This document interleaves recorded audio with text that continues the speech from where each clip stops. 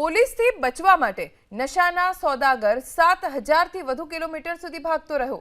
આખરે પોલીસે તેને ધોરાજીમાં તેની માસીના ઘરેથી દબોચી લીધો। વાત છે સુરત શહેરની। 4 મહિના પહેલા સુરતમાં 3 શખ્સ પાસેથી 55 લાખથી વધુની કિંમતનું એમડી ડ્રગ્સ મળ્યું હતું। આ ડ્રગ્સ અલ્ફાઝ ઉર્ફે ભૂરિયો ગુંડલિયાએ મગાવ્યું હતું। પોલીસ અલ્ફાઝને શોધી રહી હતી। પોલીસથી બચવા અલ્ફાઝ દુબઈ, દક્ષિણ આફ્રિકા, મુંબઈ, અમદાવાદ અને ત્યારબાદ ધોરાજીમાં તેની માસીના ઘરે 2 મહિનાથી છુપાઈને રહેતો હતો।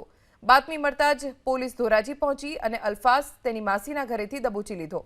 પોલીસ પકડી ન શકે તે માટે અલ્ફાઝ હોટેલમાં નહોતો રોકાતો, તે દરગાહમાં રોકાતો।